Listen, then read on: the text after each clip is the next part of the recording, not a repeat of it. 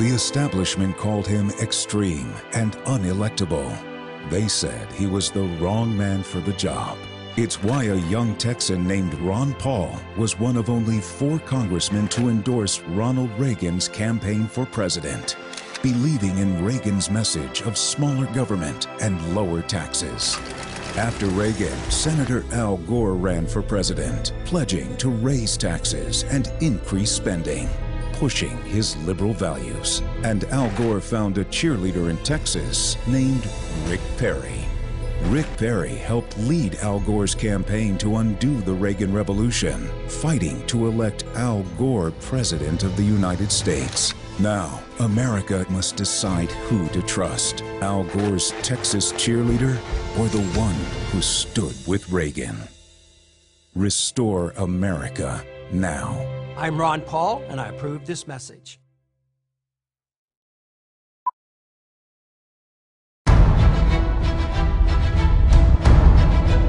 In the 80s, they did it to Reagan.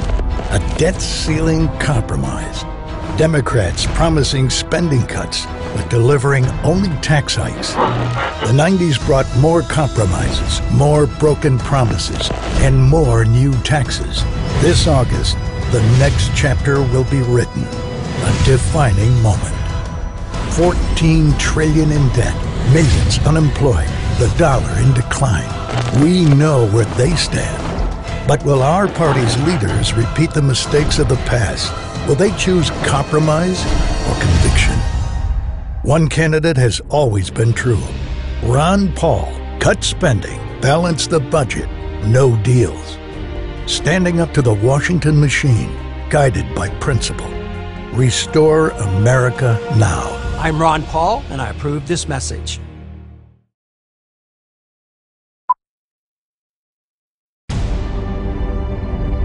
It's the story of a lost city, lost opportunity, lost hope. A story of failed policies, failed leadership. A story of smooth-talking politicians, games of he said, she said, rhetoric and division. One man has stood apart, stood strong and true. Voting against every tax increase, every unbalanced budget, every time. Standing up to the Washington machine, guided by principle. Ron Paul, the one who will stop the spending, save the dollar, create jobs, bring peace. The one who will restore liberty. Ron Paul, the one who can beat Obama and restore America now. I'm Ron Paul, and I approve this message. If you believe the media, here's our choice for president. This pretty boy or that pretty boy. Mitt Romney, who was praised by Barack Obama for his Massachusetts healthcare program. Or Rick Perry, who applauded Hillary's healthcare plan and forced young girls in Texas to be injected with an STD vaccine. Wait a minute, can't we do better? How about a man who gives us the truth, not a bunch of rehearsed answers, who saw the housing collapse coming when other candidates were oblivious, and whose devotion to freedom and the Constitution no other candidate can even touch? They supported the bailouts. Ron Paul said no. And only Ron Paul listens to our founding fathers who warned that constant war means debt, taxes, and the destruction of a republic. Everything Ron Paul has predicted is coming true.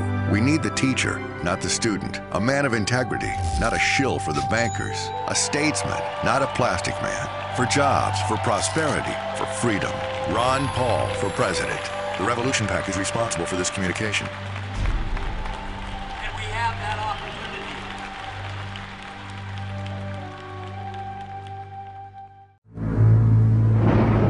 We now are a nation known to start war. We feel compelled because of our insecurity that we have to go over and attack these countries to maintain our empire. We have over 700 bases, we're in 130 countries, and they're talking about bombing Iran. It is such a dramatic change from what is truly American and truly constitutional. I don't want to run the world. The Constitution doesn't give me the authority to run the world. We ought to mind our own business is what we need to do. Spending overseas, wasted money. This is a continuation definition of a revolution. It is a peaceful revolution. It's up to you to spread this message around this country. This is an American cause. It's a cause of freedom. There's something going on in this country, and it's big. Spread the message.